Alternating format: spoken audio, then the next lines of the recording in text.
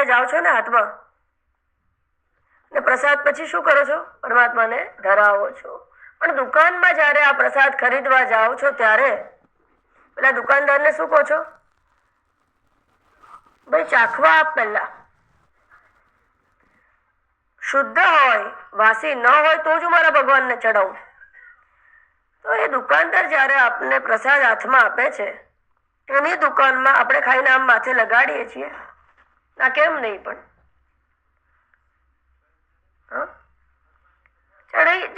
ચાખીને ભાઈ બાંધી આપ એમ કરીને પરમાત્મા પાસે લઈ જઈએ છીએ અને શ્રીચરણમાં ધરાવીએ છીએ. અને પછી પૂજારીજી, તમે મોંઘામાંના પેંડા ચડાવ્યા હતા અને પૂજારીજી માત્ર તમને તીર્થ આપે, કે અડાવીને આપે. ઘણી વાર કે કાઢો ને અંદરથી, કાઢો ને. અરે પણ લઈ લેજો, જે આપે એક ક્ષણ માટે પણ અનાદર ન કરતા. મારો પ્રસાદ ખોલ્યો પણ નહીં ને પૂજારીજી જો કઠેડાથી બી અડાડીને આપે ને, એનો હાથ સ્પર્શી જાય તો એ બસ છે, અનુગ્રહિત થઈ જવા છે. કઠેડાને અડાડીને તમારો એ પ્રસાદ પાછો આપે છે. હવે માનો એક કણ જમીન પર પડવો ના જોઈએ. હવે માનો એક કણ પણ તમે પોતે લો છો તો માથે ચડાવો છો કે નહીં?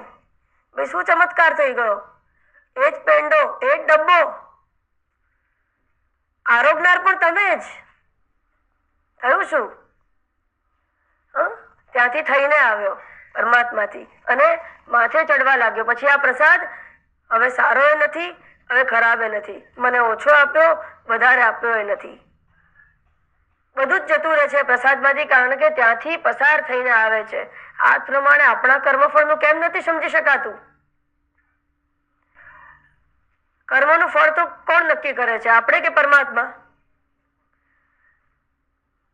પરમાત્મા જો કર્મનું ફળ નક્કી કરતા હોય તો કયા સમયે કયું ફળ મળશે એ મારે વિચારવાનું કે પરમાત્મા વિચારે છે? પરમાત્મા વિચારે છે ને. તો આપણું જે પાપ કે આપણું જે પુણ્ય છે પરમાત્માના માનસમાંથી પસાર થયું કે નહીં? પછી એને નક્કી કર્યું કે આને અહીંયા હોલમાં મોકલવા, અને મંદિરમાં મોકલવા, અને આના ઘરે મોકલવા, અને બગીચામાં મોકલવી. આજે મન થઈ જાય છે અંદરથી. પરમાત્માના માનસમાંથી આપણા પાપ પુણ્ય ફરીને આવ્યા કે નહીં? તો એ ફળ પછી સારું કે ખરાબ હોય તો માથે જ ચડાવવાનું હોય. ખ્યાલ આવ્યો? કર્મણ્યવાધિકારસ્તે કહીને પરમાત્માને આટલું જ કહેવું છે કે ફળ મારા તરફથી આવે છે, માટે માથે ચડાવી લે. એમાં સંતપ્ત થઈને સમય ન બગાડ. મનુષ્ય તરીકે તારું એકમાત્ર કર્તવ્ય છે ભગવત પ્રાપ્તિ, તારા સ્વરૂપને તું જાણ. આ પ્રકારે એક ક્ષણનો પણ વિલંબ કર્યા વગર પરમાત્મા હવે પોતાની જે લીલા જે છે એને આગળ ચલાવી રહ્યા છે ને એને માટે તેમના જ પાર્ષદ ભગવાન શ્રી નારદજી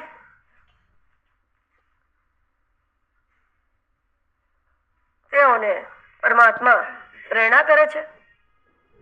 અને નારદજી શ્રીમન નારાયણ નારાયણ હરિ હરિ કરીને શ્રીમન નારાયણ નારાયણ નારાયણ શ્રીમન નારાયણ નારાયણ નારાયણ શ્રીમન નારાયણ નારાયણ નારાયણ યહ નારાયણ વહ નારાયણ યહ નારાયણ વહ નારાયણ જहाँ देखो वहाँ नारायण नारायण जहाँ देखो वहाँ नारायण નારાયણ श्रीमन नारायण नारायण नारायण શ્રીમન નારાયણ નારાયણ નારાયણ सूर्य नारायण लक्ष्मी नारायण सूर्य नारायण लक्ष्मी नारायण सूर्य नारायण लक्ष्मी नारायण जहाँ देखो वहाँ नारायण नारायण जहाँ देखो वहाँ नारायण नारायण श्रीमन नारायण नारायण नारायण श्रीमन नारायण नारायण नारायण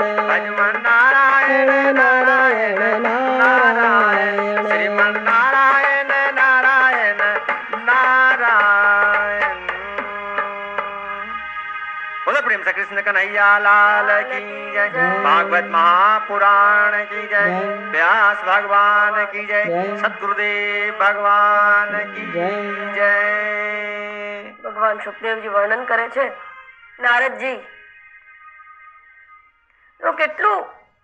કેટલી શાંતિપૂર્ણ જીવન લાગે, પરમાત્માની પ્રેરણા થાય એ જ કાર્ય કરવાનું. પછી એવા શુભ અશુભનો વિચાર ન કરવો પડે, ફળનો પણ વિચાર ન કરવો પડે, અને પરમાત્મા પ્રેરિત જે કર્મ હોય એ બંધન કરતા નથી થતું. એવા નારદજી કંસ પાસે પહોંચી જાય છે અને કંસને કહે છે, કંસ સાવધાન થઈને સાંભળ, એ જે 8મી પુત્રી જેને તું દેવકીજીની માને છે, જે તારા હાથમાંથી ઉડી ગઈ હતી, એ તો શક્તિ યોગ માયા છે. જ્યારે કંસના હાથમાંથી છૂટી જાય છે ત્યારે અત્યંત સુંદર મહિષાસુર મર્દિનીને રૂપે 8 ભુજાવાળા સર્વ આયુધવાળા સાક્ષાત એ દેવી ત્યાં ઉપસ્થિત થાય છે. અત્યંત સુંદર એમનો એ વિગ્રહ હોય છે. કંસને કહે છે કે સાંભળ, દેવકીનો 8મો પુત્ર તો નંદ બાબા પાસે છે. ઓહો, આપણને આશ્ચર્ય થાય કે હવે તો એને ખબર પડી ગઈ, કહી દીધું, આટલી મોટી વાત આટલી સહજતાથી કહી દીધી. આ પણ એક લીલાનો પરમાત્માનો ભાગ છે. જ્યારે આ મનરૂપી આ અહંકાર રૂપી શત્રુ, કંસ એટલે અહંકારનું પ્રતીક છે, આ અહંકારને જો ઢીલો કરવો હોય તો જેનાથી નાશ થવાનો હોય એની એને પહેલેથી જ માહિતી આપી દેવામાં આવે છે. આ જ્ઞાનરૂપી અમૃતનું પાન વારંવાર સમજ પડે કે ન પડે, શ્રવણેન્દ્રિયથી કેમ મનને પહોંચાડ્યા જ કરવાનું હોય છે. પેલો અહંકાર થોડો ઢીલો પડે કે હવે કઈ આ મારું ચાલે નહીં, આ કરતા ભોગતા પણ દૂર થઈ રહ્યું છે. કેમ? કારણ કે ઇન્દ્રિયોનો પરમાત્મા જ્ઞાતા, ઇન્દ્રિયોને સત્તા અને સ્ફૂર્તિ પ્રદાન કરનારે પરમાત્મા, એનાથી જ બધું થઈ રહ્યું છે એવું હવે આ જાણી લીધું છે. આણે રૂપ ગ્રહણ કરતો એ ચક્ષુનો, અનેક વિષયોને ગ્રહણ કરતો એ દ્રષ્ટા, શ્રોતા, મંતા, વિજ્ઞાતા બને છે. એવું જયારે જાણી લે છે જીવ, અનાદિ માયયા સુપ્ત યદા જીવ પ્રબુધ્યતે, આ અહંકારને કંસને જેમ નારદજીએ આ ખબર આપી, જો નિમિત્ત કોણ બન્યા? બ્રહ્મર્ષિ, સાક્ષાત પરમાત્મા, ભગવાનનો જ અવતાર, માનસ અવતાર નારદજી જ નિમિત્ત બન્યા. ખ્યાલ કરજો, આ અહંકારને ઢીલો પાડવા માટે આત્મજ્ઞાન જ નિમિત્ત બની શકે, બીજું કશું જ નહીં. અને જ્યારે શ્રોતા, મંતા, વિજ્ઞાતા આ પરમાત્મા જ છે એવું જ્ઞાન મળી જાય ત્યારે જ આ અહંકારની ગ્રંથિ જે છે, વિદ્યતે હૃદય ગ્રંથિ છિદ્યંતે, અવિદ્યા, કામ અને કર્મની ગ્રંથિ તો જ ઢીલી પડે છે. અને એના માટે આત્મજ્ઞાન અત્યંત જરૂરી છે. કંસ અંદરથી તો ખૂબ જ વિવહળ અને ડરી જાય છે, એકદમ ભયાન્વિત થઈ જાય છે, છતાં પણ એનો ભય બતાવતો નથી. અહંકારનું બીજું લક્ષણ છે, બહુ નમે એ અહંકાર, બહુ હસે એ અહંકાર, બહુ પ્રીત બતાવે એ અહંકાર.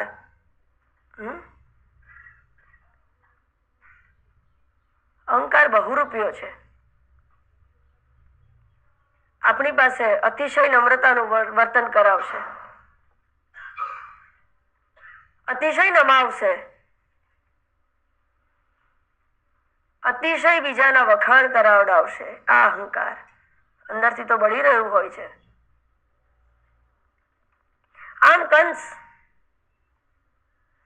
જો ખરેખર ઉદ્ધારણ કરવું હોત દોષ કાઢી શક્યો હોત કે આમ પણ આ શરીર તો અવિનાશી છે, જાતસ્ય હિ ધ્રુવ મૃત્યુ, અવ્યક્તાદિની ભૂતાની વ્યક્ત મધ્યાની ભારત, આવું વિચારી શક્યો હોત કંસ. પણ એવું ન વિચારતા અહંકાર ઉપર ઢાંક પીછોડો કરીને એને એવું લાગે છે કે મારા જે સૈન્ય બળ છે, મારા જે રાક્ષસો છે એ આ કૃષ્ણ માટે પર્યાપ્ત છે. કેશી નામના રાક્ષસને કહે છે તું ઉગ્ર ઘોડાનું રૂપ લઈને વ્રજમાં જા. પણ જ્યારે કંસ કેસીને આ પ્રમાણે આજ્ઞા આપે છે ત્યારે મુષ્ટિક, ચાણૂર આદિ જે મલ્લ હોય છે એને પણ સજ્જ રહેવા કહે છે કે તમે સજ્જ રહો, મલ્લ યુદ્ધની તૈયારી કરો. અને જ્યારે કૃષ્ણ બલરામ આવે ત્યારે એને મારજો. આ શું બતાવે છે કે કંસને અંદરથી તો ખબર છે કે કેશીથી એ પરમાત્મા મરે એવા નથી, કારણ કે આગળ પૂતનાથી માંડીને અગાસુરથી માંડીને બધું જ જેટલા એને પ્રહાર કર્યા એ બધા જ નિષ્ફળ ગયા છે. આ બંને શ્લોક એક સાથે જ આવે છે કે કેશીને મોકલ્યા પછી તરત જ આ મલ્લને પણ સજ્જ રહેવા કહે છે. કેશી બળવાન ઘોડાનું રૂપ લઈને ગોપને ડરાવે છે. ફરી ज्यादा नहीं दौड़ पाएगा.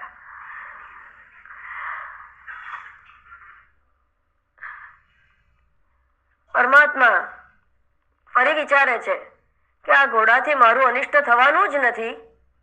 તેઓને તો તેમનું શ્રી વિગ્રહ જે છે આયાના પંચમહાભૂતના ગુણોથી પર એ વિગ્રહ છે એની ખબર હોય છે, પણ મારા ગોપ ગોપીઓ આનાથી ડરી ગયા છે એ વિચાર પરમાત્માને સંતપ્ત કરી દે છે. જો પરમાત્મા માત્ર ભક્તના કલ્યાણાર્થે જ આ વિગ્રહ લઈને આવે છે, બીજો લીલાથી અવતરિત થવાનો બીજો કોઈ એમનો આશય નથી. જે ક્ષણે તમે એનું શરણ લઈ લેશો તે જ ક્ષણે એ પરમાત્મા વિના વિલંબ કોઈ પણ પ્રકારે આ આપણી જ અંદર રહેલી અહંકારની વૃત્તિ જ્યારે સતાવતી હશે, ખેંચી રહી હશે, ત્યારે તરત જ એનો વિનાશ કરવા આવી જશે અને પરમાત્મા તરત જ પોતાનો હાથ એ ઘોડાના મોઢામાં નાખી દે છે અને એનો નાશ કરે છે. આ વાત જ્યારે આવે છે ત્યારે વારંવાર મોઢાનો જ ઉપયોગ વધારે પડતો કેમ થાય છે? કેમ શરીરના બીજા કોઈ અંગને મારવામાં નથી આવતું? વક્ષસ્થળ પર મારી શકાય, બીજી કોઈ પણ રીતે મારી શકાય. મોઢાથી વધારેમાં વધારે જે ઉદ્ધરણ થયું છે મોઢાથી જ થયું છે. કેમ? જે અનર્થ થાય છે એ વાણીથી જ થાય છે. અને જ્યારે મોઢામાં અંદર જાય ત્યારે હંમેશા વર્ણનમાં આવ્યા કરે છે કે આંખો બહાર નીકળી ગઈ, આંખો બહાર નીકળી ગઈ. આંખો પહેલા દ્રશ્યને જુએ છે અને આસક્ત થાય છે, માટે એને સમાહિત કરીને અને આંખોને રૂપ બતાવવું જ હોય તો એ પરમાત્માનું બતાવો. જે અપ્રતિષિદ્ધ જુએ છે આંખો, સમજો કે એ જ અંદર પેલો અસુર બેઠો છે. બૃહદારણ્યક ઉપનિષદમાં પણ આ વાત આવે છે. દેવ અને અસુરનો જ્યારે સંગ્રામ ચાલે ત્યારે વાણી, શ્રોત્ર, જીહ્વા જે ન બોલવાનું બોલે, ન ખાવાનું ખાય, એ બધો ભાગ પેલા અસુરો લઈ લે છે અને વાણી જે સારું ઉદ્ગાન કરે છે એને દેવતાઓ લઈ લે છે.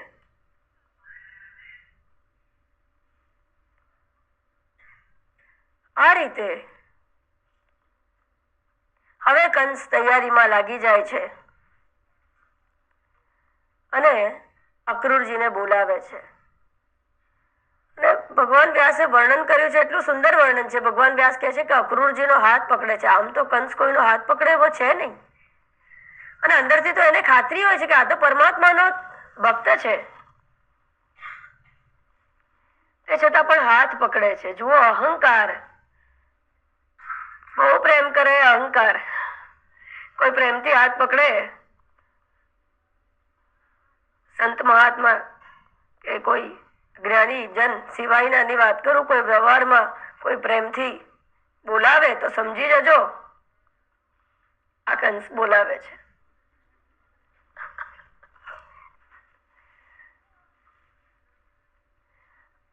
જેટલા પ્રેમથી બોલાવવો જોઈએ એનાથી થોડો અધિક બોલાવે એની વાત ચાલે છે. પ્રેમથી તો એકબીજાને બોલાવવાના જ હોય, પણ ક્યારેય સામું ના જોનાર જો જોઈ લે આપણી સામે, કેમ છો, અરે ચેતી જજો કે આ અંદરથી કંસ જાગી ગયો છે.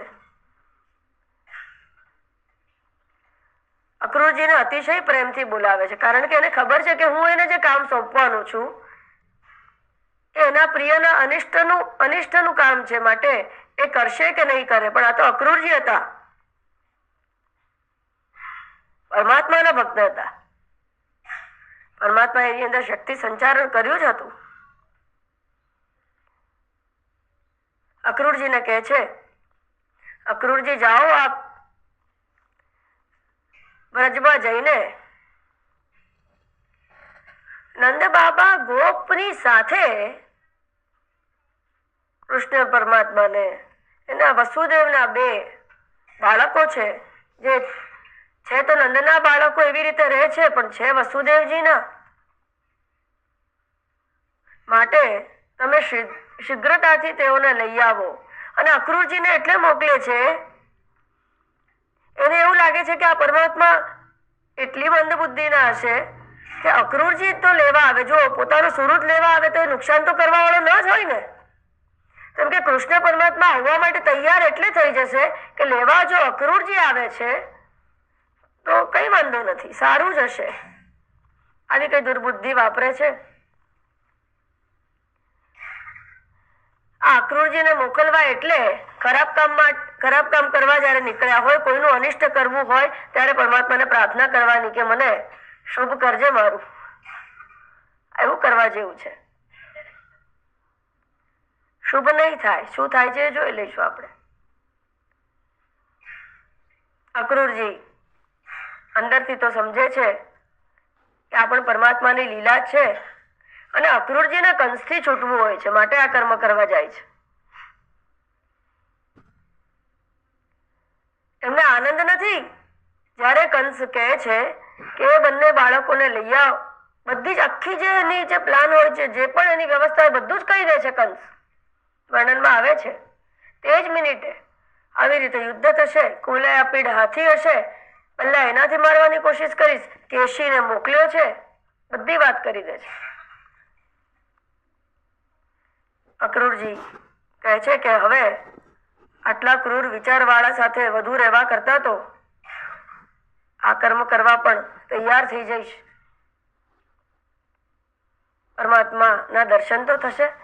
અને અક્રૂરજી ભાવ વિભોર બનીને જ્યારે વ્રજ તરફ નીકળે છે ત્યારે રસ્તામાં અનેકવિધ વિચારો કરે છે પરમાત્માના, કે આવું પરમાત્માનું સુંદર મુખારવિંદ આજે મારી આંખોના પણ અહોભાગ્ય થઈ ગયા છે. એવું તો કયું મેં પુણ્ય કર્યું હશે, આજે મારા પરમ પ્રિયતમને હું જોઈશ બલરામજી સાથે. અને જ્યારે પ્રવેશ કરે છે વ્રજમાં ત્યારે ગોપ અને ગોપિકા રોજ જે ચરણનું સેવન કરે છે એ પરમાત્માના ચરણ ચિહ્ન, શુભ ચિહ્નો જ્યારે જુએ છે ત્યારે અક્રૂરજી રહી નથી શકતા, રથમાંથી કૂદી પડે છે અને ચરણ રજમાં આરોટે છે. જ્યાં પણ પરમાત્માનું સ્મરણ થતું હોય, જ્યાં પણ એવું લાગે કે અહીંયા પરમાત્માનું નામ લેવાય છે, જ્યાં પણ એવું લાગે કે ઘરના બધા જતા રહ્યા છે, હું ખાલી થઈ ગઈ છું, તરત જ આ શરીર મન રૂપી બુદ્ધિ રૂપી રથમાંથી કૂદી પડજો. તરત જ તે ક્ષણે દેહાધ્યાસ છોડીને એ પરમાત્માની નામ સ્મરણમાં, એ પરમાત્માની ભક્તિમાં તરબોળ થઈ જજો. તરત કૂદી પડજો, અક્રૂરજીને યાદ કરજો.